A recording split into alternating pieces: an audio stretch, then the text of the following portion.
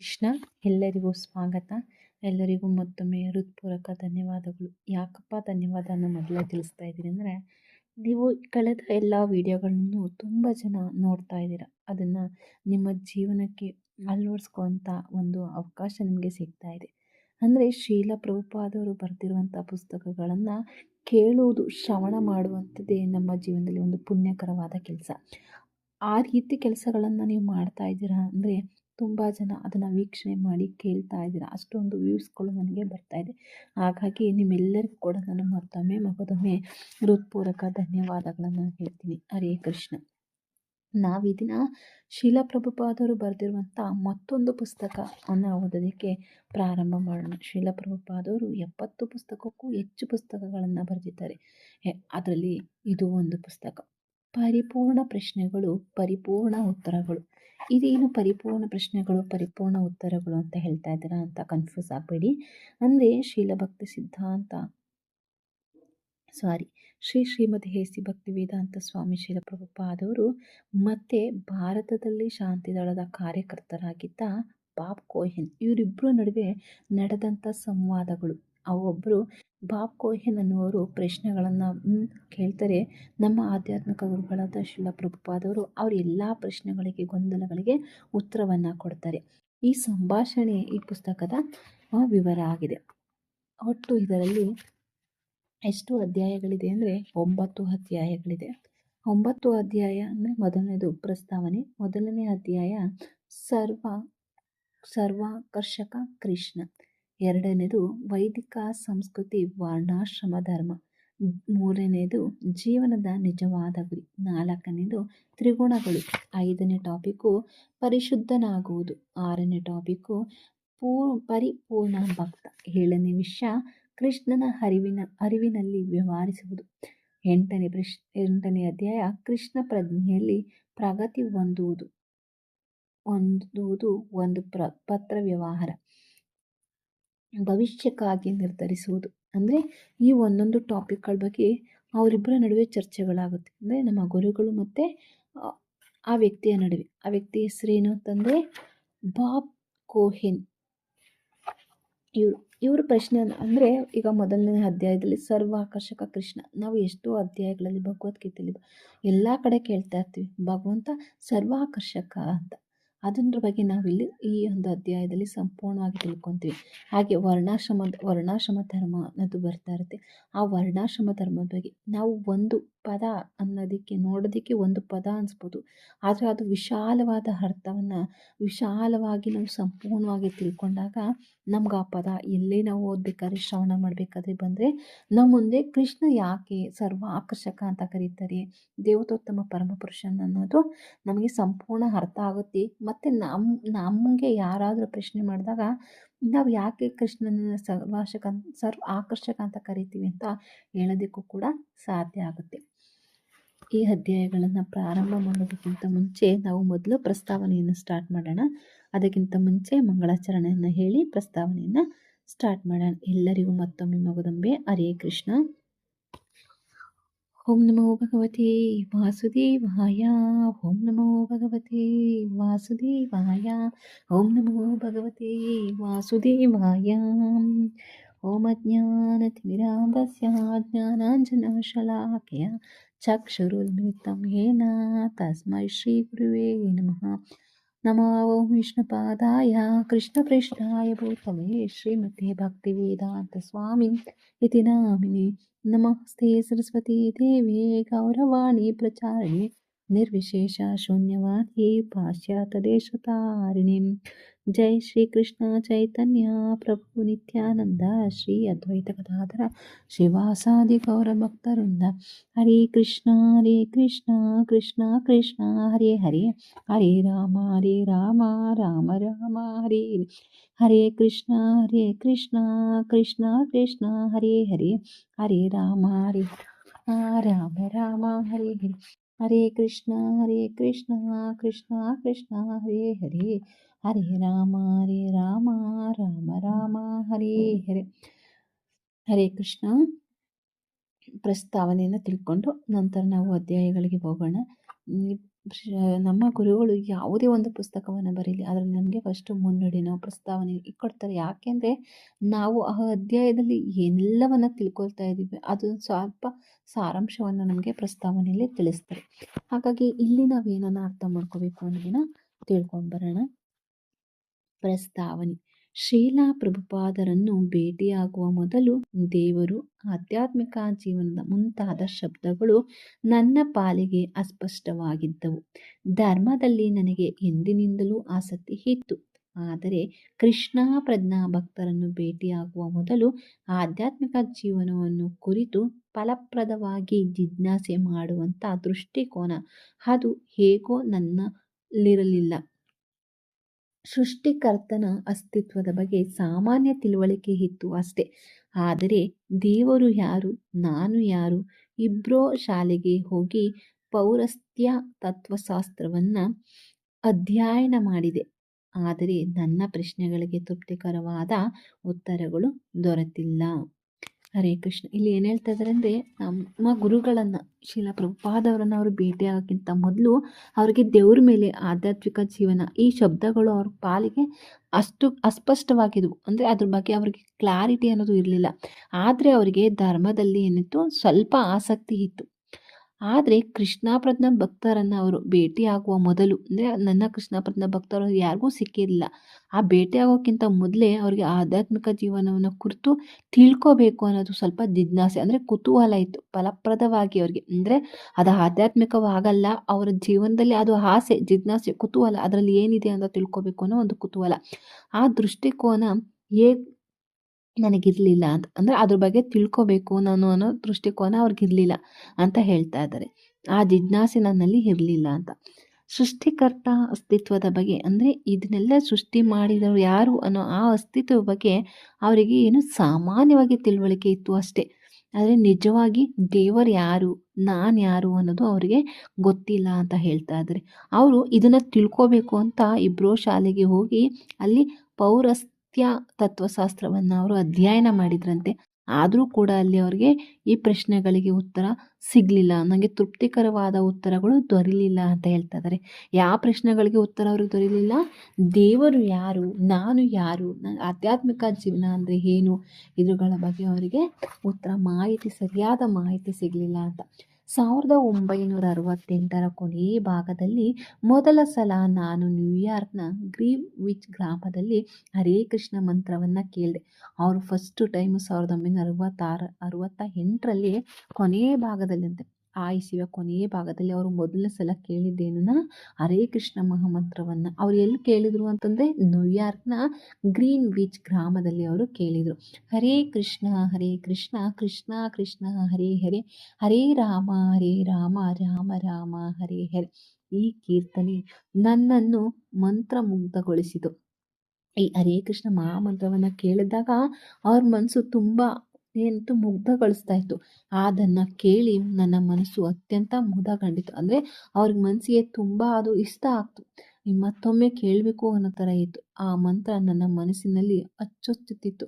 ಅಂದರೆ ಮತ್ತೆ ಮತ್ತೆ ಕೇಳಬೇಕು ಅನ್ನೋ ಆಸೆನ ಭಕ್ತರಿಂದ ಒಂದು ನಿಯತಕಾಲಿಕೆಯನ್ನು ಕೊಳ್ಳಲಿಲ್ಲವಲ್ಲ ಎಂದು ಆನಂತರ ನಾನು ಪರಿತಪಿಸಿದೆ. ಅಂದರೆ ಅವ್ರ ಹತ್ರ ಯಾವುದೇ ರೀತಿಯ ಹರೇ ಕೃಷ್ಣ ಮಂತ್ರವನ್ನು ಮತ್ತೆ ಮತ್ತೆ ಕೇಳೋದಕ್ಕೆ ಏನನ್ನು ಕೂಡ ನಾನು ಪಡ್ಕೊಳ್ಳಿಲ್ವಲ್ಲ ಅಂತ ಅವ್ರ ಮನಸ್ಸು ಏನು ಮಾಡ್ತಾಯಿತ್ತು, ಪರಿತಪಿಸ್ತಾ ಇತ್ತು. ಅದ್ರ ಬಗ್ಗೆನೇ ಯೋಚನೆ ಮಾಡ್ತಾಯಿತ್ತು. ಮುಂದೆ ನನಗೆ ವಿವರಿಸಿದಂತೆ ದಿವ್ಯವಾದ ಬೀಜವೊಂದನ್ನು ದಿವ್ಯವಾದ ಬೀಜವೊಂದು ಅಂದೇ ನನ್ನ ಮನಸ್ಸಿನಲ್ಲಿ ಬಿತ್ತಲಾಗಿತ್ತು. ಯಾವಾಗ ಈ ಹರೇ ಕೃಷ್ಣ ಮಹಾಮಂತ್ರವನ್ನು ಅವರು ಫಸ್ಟ್ ಟೈಮ್ ಕೇಳಿದ್ರೋ ಆಗಲೇ ಅವ್ರ ಮನಸ್ಸಲ್ಲಿ ಏನಾಯಿತು, ಆ ದಿವ್ಯ ಬೀಜ ಅನ್ನೋದು ಹುಟ್ಕೊಳ್ತು, ಅದನ್ನು ಬಿತ್ತಲಾಯಿತು. ಅಂದಿನಿಂದ ಅವ್ರಿಗೇನಾಗ್ತು, ಅದನ್ನು ಕೇಳಬೇಕು ಅನ್ನೋ ಆಸಕ್ತಿ ಅವ್ರ ಮನಸ್ಸಲ್ಲಿ ಜಾಸ್ತಿ ಇತ್ತು. ಅದು ಅಂತಿಮವಾಗಿ ದೇವೋತ್ತಮನ ಪ್ರೇಮವಾಗಿ ಮಾಗುವುದಾಯಿತು. ಅಂದರೆ ಅದು ಯಾವಾಗ ಬೀಜವನ್ನು ಬಿತ್ತಿರೋ ಆ ದಿವ್ಯ ಬೀಜ ಅವ್ರಿಗೇನಾಯಿತು, ಅದು ಪ್ರೇಮವಾಗಿ ಮಾಗೋದಕ್ಕಾಯಿತು. ಅಂದರೆ ಹಣ್ಣಾಗೋದಕ್ಕೆ ಹೋಗ್ತು ಅಂತ.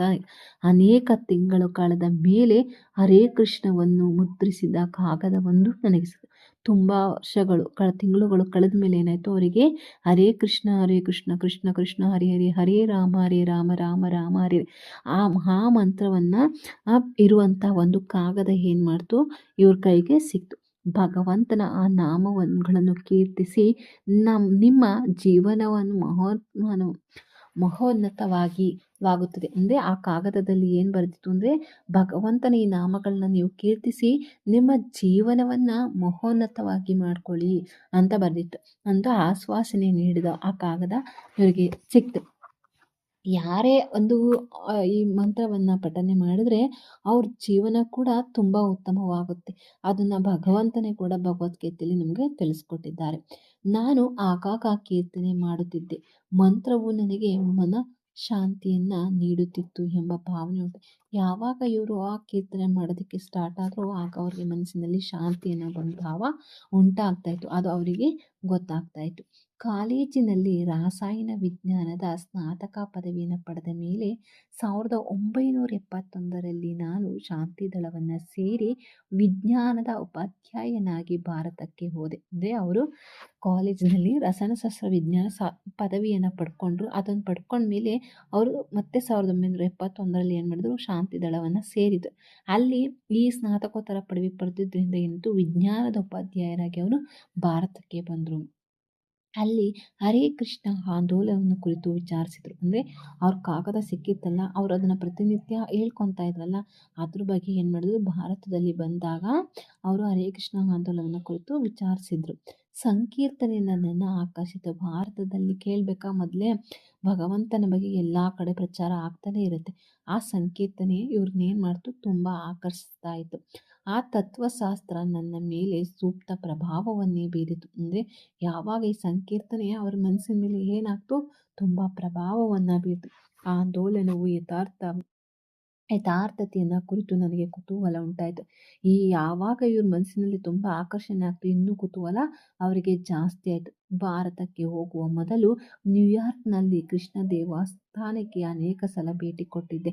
ಆದರೆ ವ್ರತನಿಷ್ಠವಾದ ಭಕ್ತರ ಜೀವನವನ್ನು ನನ್ನ ಪಾಲಿಗೆ ಕಲ್ಪಿಸಿಕೊಟ್ಟು. ಅಂದರೆ ಅವರು ಈ ಭಾರತಕ್ಕೆ ಬರೋಕ್ಕಿಂತ ಮುಂಚೆ ಅವರು ನ್ಯೂಯಾರ್ಕ್ನಲ್ಲಿ ಇದ್ರಲ್ವಾ, ಅಲ್ಲಿ ಅವರಿಗೆ ಹರೇ ಕೃಷ್ಣ ಮಹಾಮಂತ್ರ ಕಾಗದ ಸಿಕ್ತು ಅಂತ ಹೇಳಿದ್ರೆ ಅಲ್ಲಿ ದೇವಸ್ಥಾನಕ್ಕೆ ಅವರು ಹೋಗ್ತಾನೆ ಇದ್ರು.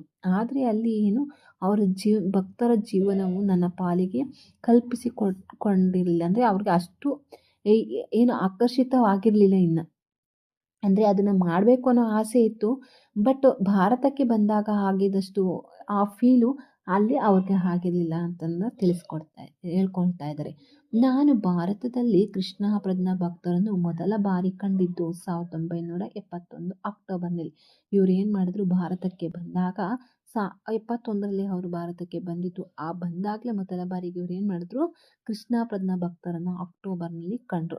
ಆಗ ಅವರು ಕಲ್ಕತ್ತಾದ ಒಂದು ಉತ್ಸವವನ್ನು ಏರ್ಪಡಿಸಿದ್ರು. ಆ ಭಕ್ತರು ಏನು ಮಾಡಿದ್ರು, ಕಲ್ಕತ್ತಾದಲ್ಲಿ ಒಂದು ಉತ್ಸವವನ್ನು ಏರ್ಪಡಿಸಿದ್ರು. ಯೋಗದ ಉದ್ದೇಶವನ್ನು, ಆಧ್ಯಾತ್ಮಿಕ ಜೀವನ ಕುರಿತು ಜಿಜ್ಞಾಸೆ ನಡೆಸಬೇಕಾದುದರ ಅವಶ್ಯಕತೆ ಏನು ಭಕ್ತರು ನನಗೆ ವಿವರಿಸಿದರು. ಅಂದರೆ ಆ ಒಂದು ಉತ್ಸವದಲ್ಲಿ ಏನಿತ್ತು ಅಂತಂದರೆ, ಯೋಗದ ಉದ್ದೇಶ ಏನು ಮತ್ತು ಆಧ್ಯಾತ್ಮಿಕ ಜೀವನವನ್ನು ಕುರಿತು ನಾವು ಯಾಕೆ ಜಿಜ್ಞಾಸೆ ತಿಳ್ಕೋಬೇಕು, ನಮ್ಗೆ ಯಾಕೆ ಅದು ಅವಶ್ಯಕತೆ ಏನು ಅನ್ನೋದ್ರ ಬಗ್ಗೆ ನಮಗೆ ಅಲ್ಲಿ ವಿವರಿಸಿದರು ಅಂತ ಹೇಳ್ತಾರೆ. ಅವರು ಆಚರಿಸುವ ವಿಧಿಗಳು ಮತ್ತು ವ್ರತಾಚರಣೆಗಳ ನಿರಾಸವಾದ ಭಾವನಾತ್ಮಕವಾದ ನಿರ್ಬಂಧಕ ಕಾರ್ಯಗಳೆಲ್ಲವೊಂದು ಬದಲಿಗೆ ದಿಟ್ಟವಾದ ವಿವೇಕಯುತ ಜೀವನ ವಿಧಾನವೊಂದು ನನಗೆ ಅರಿಯತೊಡಗಿತು. ಅವ್ರು ಯಾವಾಗ ಅದನ್ನೆಲ್ಲವನ್ನು ಇವ್ರಿಗೆ ವಿವರಿಸಿದ್ರು, ಅವ್ರ ವಿಧಿ ಆಚರಣೆಗಳು ವ್ರತಗಳು ಇದೆಲ್ಲವನ್ನು ಕೇಳಿದ ಮೇಲೆ ಅವರಿಗೆ ಜೀವನದ ಒಂದು ವಿಧಾನವೊಂದು, ನನ್ನ ಜೀವನ ಹೇಗಿರಬೇಕು ಅನ್ನೋದನ್ನು ಒಂದು ಅರಿವಾಗತೊಡಗಿತು. ಆದರೆ ಪ್ರಾರಂಭದಲ್ಲಿ ಕೃಷ್ಣ ಪ್ರಜ್ಞೆಯ ತತ್ವವನ್ನು ಅರ್ಥ ಮಾಡಿಕೊಳ್ಳುವುದು ನನಗೆ ಬಹಳ ಕಷ್ಟವಾಗಿತ್ತು. ಅವರು ಎಲ್ಲವನ್ನ ಹೇಳಿದ್ರು. ನನ್ನ ಜೀವನ ಶೈಲಿನ ಹೇಗೆ ಮಾಡಬೇಕು ಅನ್ನೋ ಅರಿವು ಕೂಡ ನನಗೆ ಬಂತು. ಆದರೆ ಆ ಅರಿವು ಬಂದ್ರೂ ನನಗೆ ಪ್ರಾರಂಭದಲ್ಲಿ ಏನಾಗ್ತು, ನಾನು ಕೃಷ್ಣ ಪ್ರಜ್ಞೆಯ ತತ್ವಗಳನ್ನ ಅರ್ಥ ಮಾಡ್ಕೊಳ್ಳೋದಕ್ಕೆ ನನಗೆ ಬಹಳ ಕಷ್ಟ ಆಗ್ತು ಅಂತ ಅವರು ಹೇಳ್ಕೊತಾ ಇದ್ದಾರೆ. ಅವರ ಮನಸ್ಸಿನಲ್ಲಿ ಆದಂಥ ಅದನ್ನು ಇಲ್ಲಿ ವ್ಯಕ್ತವನ್ನು ಪಡಿಸ್ತಾ ಇದ್ದಾರೆ. ಪಾಶ್ಚಾತ್ಯ ಜೀವನ ವಿಧಾನದಲ್ಲಿ ಬೆಳೆದು ಬಂದ ನನಗೆ ಅಂಗೈಯಷ್ಟು ಸ್ಪಷ್ಟವಾದ ವಿಷಯಗಳನ್ನು ಅರ್ಥ ಮಾಡಿಕೊಳ್ಳುವುದು ಕಠಿಣವಾಯಿತು. ಅಂದರೆ ಅವರು ಪಾಶ್ಚಾತ್ಯ ದೇಶದಲ್ಲಿ ಬೆಳೆದಿದ್ದು, ಅವರ ಜೀವನ ಶೈಲಿ ಬೇರೆ ಇತ್ತು. ಹಾಗಾಗಿ ಅವರಿಗೆ ನಮ್ಮ ಈ ಆಂದೋಲನ ಕೃಷ್ಣ ಪ್ರಜ್ಞಾ ಆಂದೋಲನವನ್ನು ಅರ್ಥ ಮಾಡಿಕೊಳ್ಳೋಕೆ ಒಂದು ಸ್ವಲ್ಪ ಕಷ್ಟ ಆಗ್ತಾಯಿತ್ತು. ನಾವು ಎಷ್ಟೇ ವಿಷಯಗಳನ್ನ ಅವ್ರು ಹೇಳಿದರೂ ಕೂಡ ಅದನ್ನು ಸ್ಪಷ್ಟವಾಗಿ ಅರ್ಥ ಮಾಡ್ಕೊಳ್ಳೋಕ್ಕೆ ನನಗೆ ಕಠಿಣ ಆಗ್ತಾ ಇತ್ತು ಅಂತ ಹೇಳ್ತಾ ಇದ್ದಾರೆ. ಅದೃಷ್ಟವಶಾತ್ ಕೆಲವು ಮೂಲಭೂತ ಅರ್ಥ ನಿಯಮಗಳನ್ನು ಅನುಸರಿಸುವುದರ ಅವಶ್ಯಕತೆಯನ್ನು ಕುರಿತು ಭಕ್ತರು ನನಗೆ ಮನದಟ್ಟು ಮಾಡಿ, ಅಂದರೆ ಅವ್ರಿಗೆ ಅದೃಷ್ಟವಶಾತ್ ಅಂತಂದರೆ ನನ್ನ ಅದೃಷ್ಟದಿಂದ ನನಗೆ ಭಕ್ತರು ಏನು ಮಾಡಿದ್ರು, ಕೆಲವೊಂದು ಮೂಲಭೂತ ನಿಯಮಗಳನ್ನು ಆಚರಿಸುವುದರ ಅವಶ್ಯಕತೆಯನ್ನು ಕುರಿತು ನನಗೆ ಮನದಟ್ಟು ಮಾಡಿದ್ರು. ಅಂದರೆ ಸ್ವಲ್ಪ ಸ್ವಲ್ಪ ವಿಷಯಗಳನ್ನು ನನಗೆ ಹೇಳ್ತಾ ಹೇಳ್ತಾ ಭಕ್ತಿನ ಹೇಗೆ ಮಾಡಬೇಕು ಅನ್ನೋದನ್ನು ನನ್ನ ಮನಸ್ಸಿಗೆ ಅವರು ಮನದಟ್ಟಾಗುವಂತೆ ನನಗೆ ನನ್ನ ಅವಶ್ಯಕತೆ ಏನಿದೆ ಅದನ್ನು ಆ ಸಮಯಕ್ಕೆ ಸಂದರ್ಭಕ್ಕೆ ಎಷ್ಟು ಅವಶ್ಯಕತೆ ಇದೆ ಅಂಥ ನಿಯಮಗಳನ್ನು ಅವರು ಹೇಳ್ಕೊಡೋದಕ್ಕೆ ಹೇಳ್ಕೊಟ್ಟು ನನಗೆ ಮನದಟ್ಟು ಮಾಡಿದ್ರು. ಅದು ನನ್ನ ಅದೃಷ್ಟ ಅಂತ ಹೇಳ್ಕೊತಾ ಇದ್ದಾರೆ. ಈ ರೀತಿಯಲ್ಲಿ ಆಧ್ಯಾತ್ಮಿಕ ಜೀವನವನ್ನು ಕುರಿತ ಒಳನೋಟಗಳನ್ನು ಬೆಳೆಸಿಕೊಳ್ಳಲು ಪ್ರಾರಂಭಿಸಿದೆ.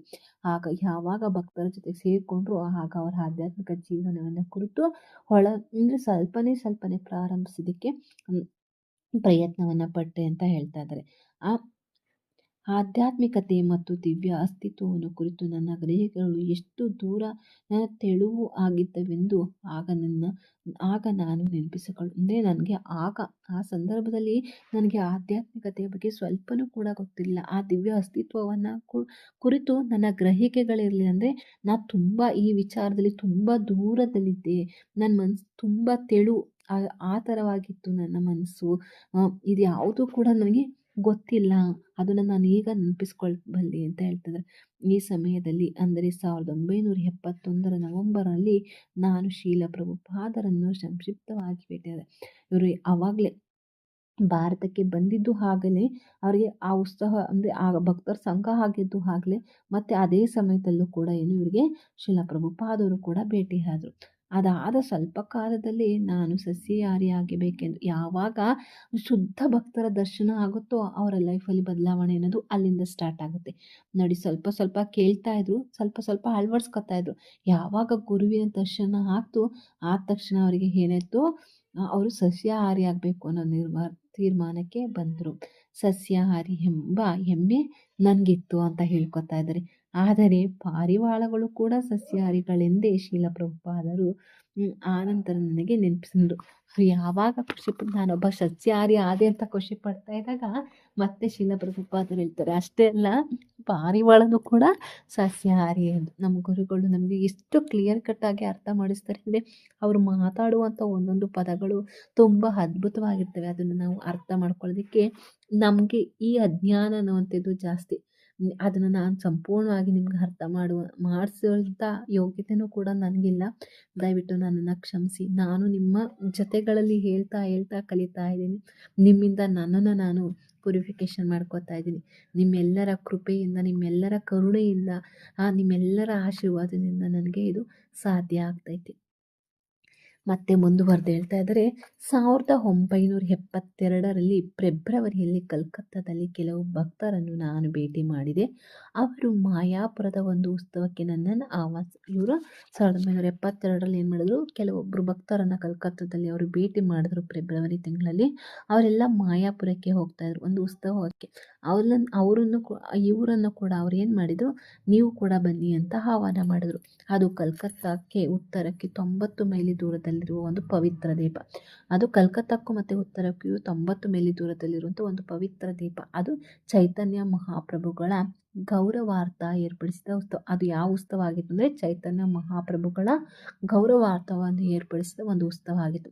ಅವರನ್ನು ಕೃಷ್ಣ ಅವತಾರವೆಂದೇ ಭಾವಿಸಲು ಚೈತನ್ಯ ಮಹಾಪ್ರಭುಗಳು ಭಗವಂತನ ಅವತಾರ ಎಂದು ಭಾವಿಸಲಾಗಿದೆ ಎಂದು ಅವರು ಇವರಿಗೆ ಹೇಳಿದರು. ಆಗ ನೇಪಾಳಕ್ಕೆ ಪ್ರವಾಸ ಹೋಗಬೇಕೆಂದು ಅಂದರೆ ಇವ್ರು ಏನು ಮಾಡ್ತಾಯಿದ್ರು, ನೇಪಾಳಕ್ಕೆ ಪ್ರವಾಸ ಹೋಗಬೇಕು ಅಂತ ಯೋಚಿಸ್ತಾ ಇದ್ರು. ಆದರೆ ಇವರೆಲ್ಲ ಶಾಂತಿದಳದವರು ಇವ್ರನ್ನ ಬಿಡಲಿಲ್ಲ. ಭಾರತವನ್ನು ಬಿಟ್ಟು ಹೋಗೋದಕ್ಕೆ ನನಗೆ ಅನುಮತಿ ನೀಡಲಿಲ್ಲ. ಇವರು ಶಾಂತಿದಳದಿಂದನೇ ಅಲ್ವಾ ಭಾರತಕ್ಕೆ ಬಂದಿದ್ದು. ಹಾಗಾಗಿ ಏನು ಮಾಡಿದರು, ಅವ್ರು ಈ ಭಾರತನ ಬಿಟ್ಟು ಹೋಗಲು ಇವರಿಗೆ ಅನುಮತಿ ಕೊಡಲಿಲ್ಲ. ಹಾಗೆ ಏನು ಮಾಡಿದ್ರು, ನಾನು ಮಾಯಾಪುರಕ್ಕೆ ಹೋದೆ ಅಂತ ಹೇಳ್ತಾ ಇದ್ದಾರೆ. ಹೆಚ್ಚಂದರೆ ಅವ್ರ ಮನಸ್ಸಲ್ಲಿ ಫಸ್ಟ್ ಅವರು 2 ದಿನ ಇರಬೇಕು ಅಂತ ಅಂದ್ಕೊಂಡು ಹೋದರು. ಆದರೆ ಹೆಚ್ಚೆಂದರೆ 2 ದಿನ ತಂಗಿದರೆ ಸಾಕು ಎಂದುಕೊಂಡು ನಾನು ಮಾಯಾಪುರಕ್ಕೆ ಹೊರಟೆ. ಆದರೆ ಅಲ್ಲಿ 1 ವಾರ ತಂಗೇ ಬಿಟ್ಟೆ. ಅವ್ರ ಮನಸ್ಸಲ್ಲಿ 2 ದಿನ ಹೋಗ್ಬೇಕು ಅಂದ್ಕೊಂಡ್ರು, 1 ವಾರ ಇದ್ದರು. ಆ ದೀಪಗಳಲ್ಲಿ ಇದ್ದ ಭಕ್ತರಲ್ಲೆಲ್ಲ ಇವರೊಬ್ಬರೇ ಪಾಶ್ಚಾತ್ಯ ದೇಶದವರು ಅಂತ ನಾನು ಒಬ್ಬನೇ ಇದ್ದೆ ಅಂತ ಅವರು ನಮಗೆ ತಿಳಿಸ್ಕೊಡ್ತಾ ಇದ್ದಾರೆ. ಅಲ್ಲಿ ಭಕ್ತರೊಡನೆ ನಾನು ತಂಗಿದ್ದರಿಂದ ಕೃಷ್ಣ ಪ್ರಜ್ಞೆಯನ್ನು ಕುರಿತು ನಿಕಟವಾಗಿ ಕಲಿಯಲು ಇದೊಂದು ಅಪೂರ್ವವಾದ ಅವಕಾಶವಾಗಿತ್ತು ಅಂತ. ಮತ್ತೆ ಅವರು ಅಲ್ಲಿ ಪಾಶ್ಚಾತ್ಯರಲ್ಲಿ ಇವರೊಬ್ಬರೇ ಇದ್ದು ಮತ್ತೆ ಅವರೆಲ್ಲ ಭಕ್ತರ ಜೊತೆ ಇದ್ದುದರಿಂದ ಅವ್ರಿಗೆ ಏನಾಯಿತು, ನಿಕಟವಾಗಿ ಅಂದರೆ ಸಂಪೂರ್ಣವಾಗಿ ಭಗವಂತನ ಬಗ್ಗೆ ತಿಳ್ಕೊಳ್ಳೋದಕ್ಕೆ, ಆ ವಿದ್ಯೆಯನ್ನು ಕಲಿಯೋದಕ್ಕೆ, ಆ ವಿದ್ಯೆ ಅನ್ನೋ ಜ್ಞಾನವನ್ನು ತಿಳಿಯೋದಕ್ಕೆ ಇವರಿಗೆ ಅಪೂರ್ವವಾದ ಒಂದು ಅವಕಾಶ ಸಿಕ್ತು. ಒಂದು ಅದ್ಭುತವಾದ ಅದಕ್ಕೆ ನಮಗೆ ಹೇಳುವಂಥದ್ದು ನಮ್ಮ ಗುರುಗಳು ಯಾವಾಗಲೂ ಸಾಧು ಸಂಘ, ನಾವು ಯಾವಾಗಲೂ ಸಾಧುಗಳ ಸಂಘದಲ್ಲಿರಬೇಕು, ಅಂದರೆ ಶುದ್ಧ ಭಕ್ತರ ಸಂಘದಲ್ಲಿರಬೇಕು ಅಂತ ನಮ್ಗೆ ಅವಾಗವಾಗ ಪ್ರತಿಯೊಂದುಗಳನ್ನು ನಮಗೆ ನಮ್ಮ ಗುರುಗಳು ತಿಳಿಸ್ಕೊಡ್ತಾ ಇರ್ತಾರೆ. ನಾವು ಸಂಘದಲ್ಲಿ ಇಲ್ಲ ಅಂದರೆ ಭಕ್ತಿನಲ್ಲಿ ಮುಂದುವರಿಯೋದಕ್ಕೆ ಸಾಧ್ಯನೇ ಇಲ್ಲ. ನಮಗೆ ಸಂಘ ಅನ್ನುವಂಥದ್ದು ಅಷ್ಟು ಕೂಡ ಇಂಪಾರ್ಟೆಂಟು. ಪ್ರತಿ ಕ್ಷಣ ಈ ಭೌತಿಕ ಜಗತ್ತಿನಲ್ಲಿ, ಐಹಿಕ ಜಗತ್ತಲ್ಲಿ ನಮ್ಮನ್ನು ಏನೋ ಮಾಯ ಅಟ್ಯಾಕ್ ಮಾಡ್ತಾ ಇರ್ತಾಳೆ. ಅದಕ್ಕೋಸ್ಕರ ನಾವು ಏನಾಗಬೇಕು, ಯಾವಾಗಲೂ ಸಂಘ, ಶುದ್ಧ ವೈಷ್ಣವರ ಸಂಘ, ಶುದ್ಧ ಭಕ್ತರ ಸಂಘದಲ್ಲಿ ನಾವು ಯಾವಾಗಲೂ ಭಗವಂತನ ಬಗ್ಗೆ ಶ್ರವಣವನ್ನು ಮಾಡ್ತಾ ಇರಬೇಕು. ಭಗವಂತನ ಲೀಲೆಗಳನ್ನು, ಗುಣಗಳನ್ನು, ಅವ್ರು ಹೀಗೆ ಮಾಡ್ದ, ಕೃಷ್ಣ ಹಾಗೆ ಮಾಡ್ದ, ಕೃಷ್ಣನ ಹೀಗೆ ಹಾಗೆ ನಾವು ಅದನ್ನೇ ಕೇಳ್ತಾ ಇರಬೇಕು. ಅಂಥ ಟೈಮಲ್ಲಿ ನಮಗೇನಾಗುತ್ತೆ, ಮಾಯ ನಮ್ಮನ್ನ ಅಟ್ಯಾಕ್ ಮಾಡೋದಿಲ್ಲ. ನಾವು ಯಾವಾಗಲೂ ಆ ರೀತಿ ಸಂಘದಲ್ಲಿದ್ದಾಗಲೇ ನಮಗೆ ಅದೊಂದು ಅಪೂರ್ವವಾದ ಅವಕಾಶ. ಭಗವಂತ ಕೊಟ್ಟಿರುವಂಥ, ನಮ್ಮ ಗುರುಗಳು ನಮಗೆ ಕೊಟ್ಟಿರುವಂಥ ಅದ್ಭುತವಾದ ಒಂದು ಸಮಯ. ಆ ಸಮಯದಲ್ಲಿ ನಮಗೇನು, ನಾವು ದೇವೋತ್ತಮ ಪರಮ ಪುರುಷನಿಗೆ ಸೇವೆ ಮಾಡೋಕ್ಕೆ ಅವಕಾಶ ಸಿಗುವಂಥದ್ದು. ನೆಕ್ಸ್ಟ್ ಹೇಳ್ತಾ ಇದ್ದಾರೆ, ಉತ್ಸವದ 3ನೇ ದಿನ ಶ್ರೀಲ ಪ್ರಭುಪಾದರ ದರ್ಶನ ಪಡೆಯಲು ನನ್ನನ್ನು ಒಳಗೆ ಆಹ್ವಾನಿಸಿದ್ರೆ 2 ದಿನ ಕಳೀತು. 3ನೇ ದಿನ ಅವ್ರು ಏನು ಮಾಡಿದ್ರು, ಇವಿಗೆ ಶ್ರೀಲ ಪ್ರಭುಪಾದರ ದರ್ಶನ ಪಡೆಯಕ್ಕೆ, ಅವರನ್ನು ನೋಡೋದಕ್ಕೆ ಅವರನ್ನು ಆಹ್ವಾನ ಮಾಡಿದರು ಒಳಗಡೆಯಿಂದ. ಅಲ್ಲಿ ಶ್ರೀಲ ಪ್ರಭುಪಾದವರು ಕೊಠಡಿ ಹೇಗಿತ್ತು ಅನ್ನೋದನ್ನು ಮುಂದೆ ವರ್ಣನೆ ಕೊಡ್ತಾ ಇದ್ದಾರೆ. ಅವರು ಒಂದು ಪುಟ್ಟ ಗುಡಿಸಿನಲ್ಲಿ ವಾಸವಾಗಿದ್ದರು. ಯಾರು? ನಮ್ಮ ಆಧ್ಯಾತ್ಮಿಕ ಗುರುಗಳು. ಅವರ ಜೀವನ ಶೈಲಿ ಹೇಗಿತ್ತು ಅಲ್ಲಿ ಕಲ್ಕತ್ತಾದಲ್ಲಿದ್ದಾಗ ಅನ್ನೋದನ್ನೇ ಹೇಳ್ತಾ ಇದ್ದಾರೆ. ಅಂದರೆ ಅವರು ಮಾಯಾಪುರಕ್ಕೆ ಹೋದ್ರಲ್ಲ ಉತ್ಸವಕ್ಕೆ, ಆ ಮಾಯಾಪುರದಲ್ಲಿ ಇವರು ಹೇಗಿದ್ರು ಅನ್ನೋದನ್ನ ಅಲ್ಲಿ ತಿಳಿಸ್ತಾರೆ. ಒಂದು ಪುಟ್ಟ ಗುಡಿಸಿನಲ್ಲಿ ವಾಸವಾಗಿದ್ರು. ಅರ್ಧ ಎತ್ತರಕ್ಕೆ ಇಟ್ಟಿಗೆ ಗೋಡೆ, ಮೇಲೆ ಒದಿಸಿದ ಜೋಪಡಿ ಇತ್ತು. ಅಂದರೆ ಅರ್ಧ ಇಟ್ಟಿಗೆ ಗೋಡೆ ಇತ್ತು, ಮೇಲೆ ಒಂದು ಜೋಪಡಿ ಇತ್ತು. ಒಳಗೆ 2-3 ಸರಳವಾದ ಪೀಠೋಪಕರಣ, ಅದರೊಳಗಡೆ 2-3 ಸರಳವಾದ ಪೀಠೋಪಕರಣಗಳಿದ್ವು ಅಂತ ಹೇಳ್ತಾರೆ. ಶ್ರೀಲ ಪ್ರಭುಪಾದರು ನನಗೆ ಕುಳಿತುಕೊಳ್ಳಲು ಹೇಳಿ ನನ್ನ ಯೋಗಕ್ಷೇಮವನ್ನು ವಿಚಾರಿಸಿದ್ರು. ಅಂದರೆ ಒಳಗಡೆ ಹೋದ ತಕ್ಷಣ ನಮ್ಮ ಗುರುಗಳು ಇವ್ರನ್ನ ಕುತ್ಕೊಳ್ಳೋಕ್ಕೆ ಹೇಳಿದರು, ಮತ್ತು ಅವ್ರ ಯೋಗಕ್ಷೇಮವನ್ನು ವಿಚಾರಿಸಿದ್ರು. ಮತ್ತೆ ಮುಂದುವರೆದು ಕೇಳ್ತಾ ಇದ್ದಾರೆ, ಏನಾದರೂ ಪ್ರಶ್ನೆಗಳಿದೆಯಾ ಅಂತ ಕೇಳಿದರು. ಶ್ರೀಲ ಪ್ರಭುಪಾದರು ಗುರು ಶಿಷ್ಯರ ಪರಂಪರೆಯನ್ನು ಪ್ರತಿನಿಧಿಸುವುದರಿಂದ ನನ್ನ ಪ್ರಶ್ನೆಗಳಿಗೆ ಉತ್ತರಿಸಬಲ್ಲರೆಂದು ಭಕ್ತರು ನನಗೆ ವಿವರಿಸಿದೆ. ಮೊದಲೇ ಇವ್ರಿಗೆ ಭಕ್ತರು ಏನು ಮಾಡಿದ್ರು, ಶ್ರೀಲ ಪ್ರಭುಪಾದರು ಪರಂಪರೆಯ ಪ್ರತಿನಿಧಿಗಳು, ಅಂದರೆ ಭಗವಂತನ ಪ್ರತಿನಿಧಿ ಆಗಿದ್ದರಿಂದ ನಿಮ್ಮೆಲ್ಲ ಪ್ರಶ್ನೆಗಳಿಗೆ ಅವರು ಉತ್ತರ ಕೊಡ್ತಾರೆ ಅಂತ ಮೊದಲೇ ಇವರಿಗೆ ತಿಳಿಸಿದರು. ಪ್ರಪಂಚದಲ್ಲಿ ಏನು ನಡೆಯುತ್ತಿದೆ ಎಂದು ಶ್ರೀಲ ಪ್ರಭುಪಾದವರಿಗೆ ನಿಜವಾಗಿ ಗೊತ್ತಿರಬಹುದೆಂದು ಅಂದರೆ ಈ ಪ್ರಪಂಚದಲ್ಲಿ ಏನೆಲ್ಲ ನಡೀತಾ ಇದೆ ಅನ್ನುವಂಥದ್ದು ಶ್ರೀಲ ಪ್ರಭುಪಾದವರಿಗೆ ಗೊತ್ತಿದೆ, ನಿಜವಾಗಿ ಗೊತ್ತಿರಬಹುದೆಂದು ನಾನು ಯೋಚಿಸ್ತಾ ಇದ್ದೆ ಅಂತ. ಹೀಗೆಂದು ಅವರು ಭಕ್ತರು ಹೇಳಿಕೊಳ್ಳುತ್ತಿದ್ದರು. ಅವರನ್ನು ನಾನು ಮೆಚ್ಚಿದೆ, ಗೌರವಿಸಿದ್ರಿಂದ ಶ್ರೀಲ ಪ್ರಭುಪಾದವನ್ನು ಮೆಚ್ಚಿದ್ರು ಮತ್ತು ಅವರಿಗೆ ಗೌರವ ಕೊಡ್ತಾ ಇದ್ರು. ಆದ್ದರಿಂದ ಇದನ್ನು ಮನಸ್ಸಿನಲ್ಲಿಟ್ಟುಕೊಂಡು, ಅಂದರೆ ಆ ಪ್ರಶ್ನೆಯನ್ನು ಅವರು ಮನಸ್ಸಿನಲ್ಲಿಟ್ಕೊಂಡು ನಾನು ನನ್ನ ಪ್ರಶ್ನೆಗಳನ್ನು ಕೇಳಲಾರಂಭಿಸಿದೆ. ಆಧ್ಯಾತ್ಮಿಕ ಜೀವನವನ್ನು ಕುರಿತು ವಿನೀತನಾಗಿ ಪ್ರಶ್ನೆಗಳನ್ನು ಕೇಳುವ ಮೂಲಕ ನಿಗದಿತ ವಿಧಾನದಲ್ಲಿ ನನಗರಿವಿಲ್ಲದೆ ನಾನು ಒಬ್ಬ ಗುರುಗಳನ್ನು ಅಂದರೆ ಇವರು ಯಾವಾಗ ನಮ್ರವಾಗಿ ವಿನೀತವಾಗಿ ಪ್ರಶ್ನೆಗಳನ್ನ ಕೇಳೋದಕ್ಕೆ, ಅವ್ರ ಮನಸ್ಸಿನಲ್ಲಿ ಏನಿತ್ತು, ಈ ಪ್ರಪಂಚದಲ್ಲಿ ಏನು ನಡೀತಾ ಇರ್ಬೋದು ಅನ್ನೋದು ಇವ್ರಿಗೆ ಗೊತ್ತಿದೆ ಅನ್ನೋದು ಗೊತ್ತಿತ್ತು, ಯೋಚಿಸ್ತಾ ಇದ್ರು. ಮತ್ತು ಅದನ್ನೆಲ್ಲ ತಿಳ್ಕೋಬೇಕು, ಆಧ್ಯಾತ್ಮಿಕ ಜೀವನವನ್ನು ಕುರಿತು ಅವ್ರ ಹತ್ರ ಕೇಳಬೇಕು ಪ್ರಶ್ನೆಗಳನ್ನ ಅಂತ ಅವ್ರು ಏನು ಮಾಡಿದ್ರು, ನಮ್ರವಾಗಿ ಅವರಿಗೆ ಗೊತ್ತೇ ಇಲ್ಲದೇ ಅವ್ರು ಏನು ಮಾಡಿದ್ರು, ಗುರುಗಳನ್ನು ನಾನೊಬ್ಬರು ಗುರುವನ್ನೇ ಸಂಪರ್ಕಿಸ್ತೀನಿ ಅಂತ, ಅಂದರೆ ಗುರುವಾಗಿ ಅವರು ತಗೊಂಡ್ರು ಶ್ರೀಲ ಪ್ರಭುಪಾದವ್ರನ್ನ. ನಮ್ಮ ಆಧ್ಯಾತ್ಮಿಕ ಗುರುಗಳನ್ನು ಮುಂದುವರೆದು ಶ್ರೀಲ ಪ್ರಭುಪಾದವರು ನನ್ನ ವಿಷಯದಲ್ಲಿ ಸಂತುಷ್ಟರಾಗಿದ್ದಂತೆ ತೋರಿತು. ಅಂದರೆ ಈ ಪ್ರಶ್ನೆಗಳನ್ನ ಕೇಳ್ತಾ ಇದ್ರು, ಇವರಿಗೆ ಅವ್ರ ಬಗ್ಗೆ ಸಂತುಷ್ಟವಾಗಿದ್ದಾರೆ ಅನ್ನೋದನ್ನು ತೋರ್ತು. ಮುಂದೆ ಅನೇಕ ದಿನಗಳ ಕಾಲ ಅವರು ನನ್ನ ಪ್ರಶ್ನೆಗಳಿಗೆ ಉತ್ತರಿಸಿದರು. ಅಂದರೆ ತುಂಬ ದಿನಗಳು ಇವ್ರ ಪ್ರಶ್ನೆಗಳನ್ನ ಕೇಳ್ತಾ ಇದ್ರು. ಅದೆಲ್ಲ ಪ್ರಶ್ನೆಗಳಿಗೂ ಏನು ಮಾಡಿದ್ರು, ನಮ್ಮ ಗುರುಗಳು ಉತ್ತರವನ್ನು ಕೊಡ್ತಾಯಿದ್ರು.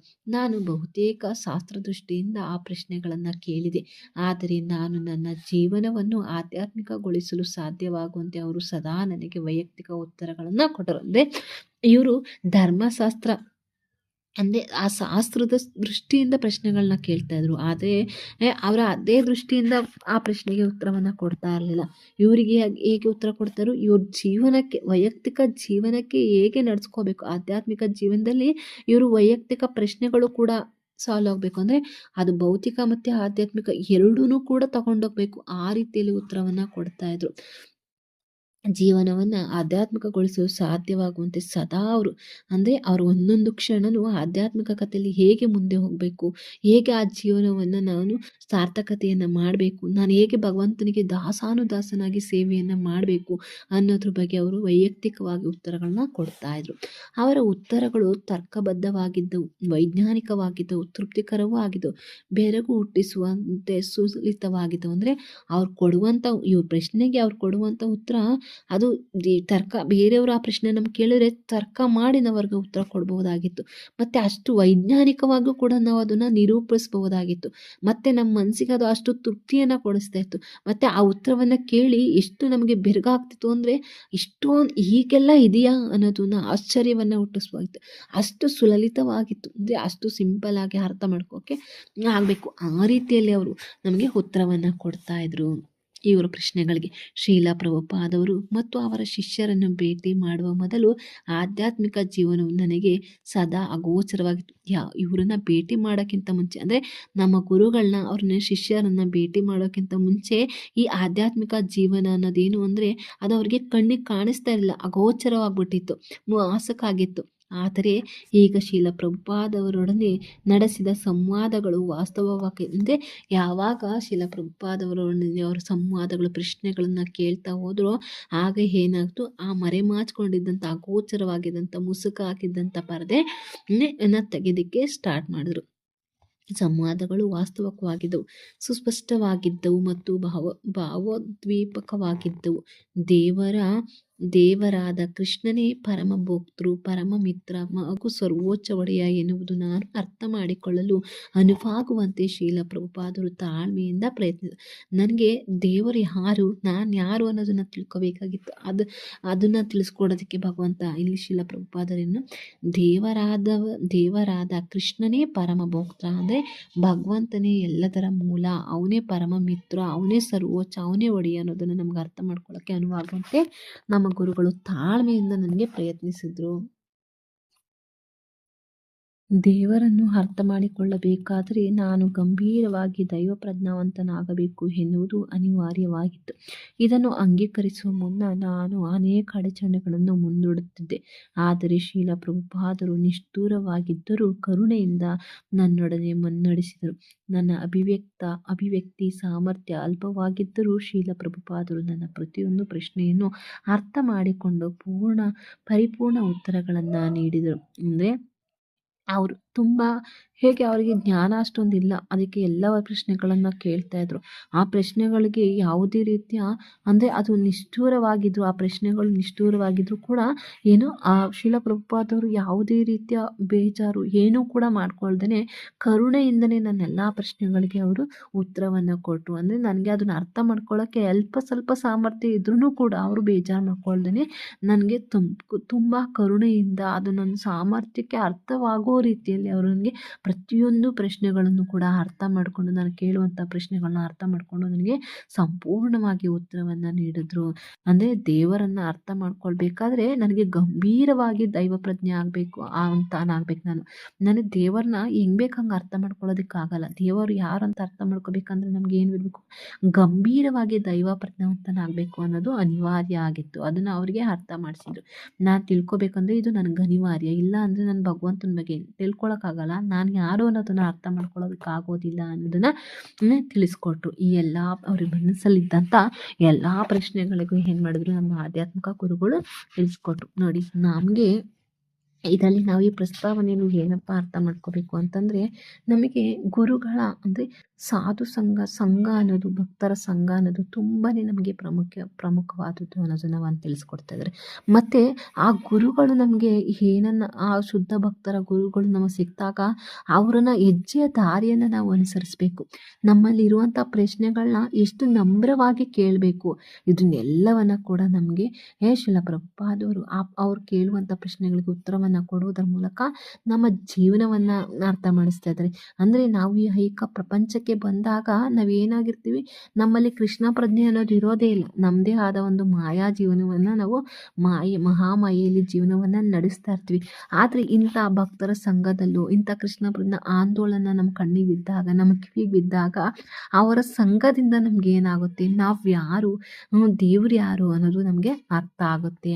ಮುಂದೆ 1ನೇ ಅಧ್ಯಾಯದಿಂದ ನಾವು ಸಂಪೂರ್ಣವಾಗಿ ಇವರಿಬ್ಬರು ಏನನ್ನ ಪ್ರಶ್ನೆಗಳನ್ನು ಇವರು ಏನು ಪ್ರಶ್ನೆಯನ್ನು ನಮ್ಮ ಗುರುಗಳ ಹತ್ರ ಕೇಳಿದ್ರು, ನಮ್ಮ ಆಧ್ಯಾತ್ಮಿಕ ಗುರುಗಳ ಹತ್ರ, ಅವರು ಅದಕ್ಕೆ ಸಂಪೂರ್ಣವಾಗಿ ಏನೆಲ್ಲ ಉತ್ತರವನ್ನು ಕೊಟ್ಟರು ಒಂದೊಂದೇ ವಿಷಯವನ್ನು ನಾವು ಸಂಪೂರ್ಣವಾಗಿ ತಿಳ್ಕೊಳ್ಳೋಣ. ಮುಂದಿನ ವಿಡಿಯೋದಲ್ಲಿ ಸರ್ವಾಕರ್ಷಕ ಕೃಷ್ಣ, ಯಾಕೆ ಕೃಷ್ಣನನ್ನು ಸರ್ವಾಕರ್ಷಕ ಅಂತ ಕರೀತಾರೆ, ಅದನ್ನು ಹೇಗೆ ನಮ್ಮ ಗುರುಗಳು ಇವರು ಏನೆಲ್ಲ ಪ್ರಶ್ನೆಯನ್ನು ಕೇಳಿದ್ರು, ಅದಕ್ಕೆ ಉತ್ತರವಾಗಿ ಇವರು ಹೇಗೆ ಅರ್ಥವನ್ನು ಮಾಡಿಸಿದ್ರು, ಇದನ್ನೆಲ್ಲ ನಾವು ಮುಂದಿನ ಒಂದು ವಿಡಿಯೋದಲ್ಲಿ ಕೇಳೋಣ. ದಯವಿಟ್ಟು ಎಲ್ಲರೂ ಒಂದೇ ಸಲ ಕೇಳಿದ್ರೆ ಖಂಡಿತ ಅರ್ಥ ಆಗೋದಿಲ್ಲ. ಮಗದೊಮ್ಮೆ ಕೇಳಿ. ತುಂಬ ಚೆನ್ನಾಗಿದೆ. ಅಂದರೆ ನಮಗೆ ಈ ಕಲಿಯುಗದಲ್ಲಿ ನಾವು ತುಂಬ ಬ್ಯುಸಿ ಇರ್ತೀವಿ, ಖಂಡಿತ ಅದು ನಮಗೂ ಅರ್ಥ ಆಗುತ್ತೆ. ನೀವೆಲ್ಲರೂ ಬ್ಯುಸಿ ಇದ್ದೀರಾ, ಬ್ಯುಸಿ ಇದ್ದೂ ಕೂಡ ನೀವು ನನ್ನ ವೀಡಿಯೋಗಳನ್ನ ತುಂಬ ನೋಡ್ತಾ ಇದ್ದೀರಾ, ಅದಕ್ಕೆ ನಾನು ಯಾವಾಗಲೂ ಋಣಿಯಾಗಿರ್ತೀನಿ. ಒಂದು ಸಲ ಕೇಳಿದರೆ ಅರ್ಥ ಆಗೋದಿಲ್ಲ, ಮತ್ತೊಮ್ಮೆ ನೀವು ಕೇಳಿ ಮತ್ತು ನನ್ನಲ್ಲಿ ಆಗ್ತಾ ಇರುವಂಥ ನ್ಯೂನತೆಗಳನ್ನ ದಯವಿಟ್ಟು ಆ ಕಾಮೆಂಟ್ ಬಾಕ್ಸಲ್ಲಿ ತಿಳಿಸಿ. ನಿಮ್ಮಲ್ಲಿ ಇದರಲ್ಲಿ ಏನಾದರೂ ನಿಮಗೆ ಒಳ್ಳೆಯದು ಅಂತ ಅನಿಸ್ತಾ ಇದೆಯೇ, ಜೀವನಕ್ಕೆ ಅಳವಡಿಸ್ಕೋಬೋದು ಅಂತ ಅನ್ನಿಸ್ತಾ ಇದ್ದರೆ ಅದನ್ನು ಖಂಡಿತ ನಿಮ್ಮ ಜೀವನದಲ್ಲಿ ನೀವು ಅಳವಡಿಸ್ಕೊಳ್ಳಿ. ಏನೇ ಒಂದು ಪ್ರಶ್ನೆಗಳು ನಿಮಗೆ ಇದ್ದರೆ ಅದನ್ನು ದಯವಿಟ್ಟು ಕಾಮೆಂಟ್ ಬಾಕ್ಸಲ್ಲಿ ತಿಳಿಸಿ. ಇಷ್ಟೊತ್ತು ನೀವು ಇದನ್ನು ಸಂಪೂರ್ಣವಾಗಿ ಕೇಳಿದ್ದಕ್ಕೆ ನಿಮಗೆ ಹೃತ್ಪೂರ್ವಕ ಧನ್ಯವಾದಗಳು. ಹರೇ ಕೃಷ್ಣ. ವಾಂಛಾಕಲ್ಪತರುಭ್ಯಶ್ಚ ಕೃಪಾ ಸಿಂಧುಭ್ಯ ಏವ ಚ ಪತಿತನಾಂ ಪಾವನೇಭ್ಯೋ ವೈಷ್ಣವೇಭ್ಯೋ ನಮೋ ನಮಃ. ಹರೇ ಕೃಷ್ಣ ಕೃಷ್ಣ ಕೃಷ್ಣ ಹರೇ ಹರೇ, ಹರೇ ರಾಮ ರಾಮ ರಾಮ ಹರೇ ಹರೇ, ಹರೇ ಕೃಷ್ಣ ಕೃಷ್ಣ ಕೃಷ್ಣ ಹರೇ ಹರೇ, ಹರೇ ರಾಮ ರಾಮ ರಾಮ ಹರೇ ಹರೇ, ಹರೇ ಕೃಷ್ಣ ಕೃಷ್ಣ ಕೃಷ್ಣ ಹರೇ ಹರೇ, ಹರೇ ರಾಮ ರಾಮ ರಾಮ ಹರೇ ಹರೇ. ಹರೇ ಕೃಷ್ಣ. ಎಲ್ಲರಿಗೂ ಧನ್ಯವಾದಗಳು. ಈ ಎಲ್ಲವನ್ನು ನಾನು ನನ್ನ ಗುರುಗಳ ಪಾದಕ್ಕೆ ಅರ್ಪಣೆಯನ್ನು ಮಾಡ್ತಾ ಇದ್ದೀನಿ. ಓಂ ತಶ್ರೀ ಕೃಷ್ಣ ಅರ್ಪಣಮಸ್ತು. ಗುರುದೇವ್ ಶ್ರೀಲ ಪ್ರಭುಪಾದಕಿ ಜೈ. ಹರೇ ಕೃಷ್ಣ.